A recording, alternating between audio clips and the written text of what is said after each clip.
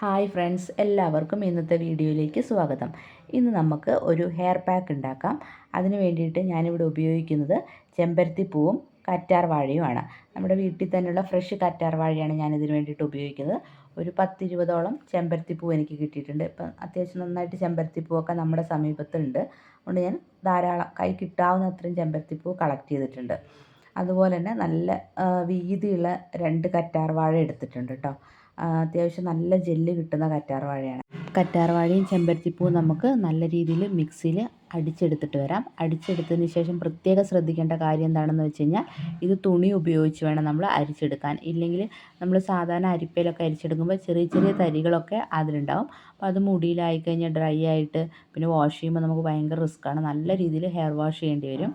പിന്നെ അത് മാത്രമല്ല, ചെറുതായിട്ട് തലയിലൊക്കെ പറ്റി പിടിച്ചിട്ട് നമുക്ക് താരനൊക്കെ വരാനും കാരണമാവും. അതുകൊണ്ട് നമുക്ക് എന്ത് ചെയ്യുകയെന്ന് വെച്ച് കഴിഞ്ഞാൽ, ഇത് തുണി ഉപയോഗിച്ച് നല്ല രീതിയിൽ അരിച്ചെടുക്കുക. അരിച്ചെടുത്തിട്ട് തലയിൽ അപ്ലൈ ചെയ്ത് ഒരു 20 മിനിറ്റ് 15 ടു 20 മിനിറ്റ് വെച്ചതിന് ശേഷം കഴുകി കളയാവുന്നതാണ്. തലയിൽ അപ്ലൈ ചെയ്യുന്നതിന് മുമ്പ് എല്ലാവരോടും എപ്പോഴും പറയുന്നത് പോലെ തന്നെ ചെറിയ രീതിയിൽ എണ്ണ വയ്ക്കുക. എണ്ണ വെച്ചതിന് ശേഷം വേണം ഇത് തലയിൽ അപ്ലൈ ചെയ്യാൻ. അപ്പം എല്ലാവരും ഈ പാക്ക് ഒന്ന് ട്രൈ ചെയ്ത് നോക്കുക. എല്ലാവർക്കും ഈ വീഡിയോ ഇഷ്ടമായി എന്ന് വിചാരിക്കുന്നു. Thank you for watching. Love you all.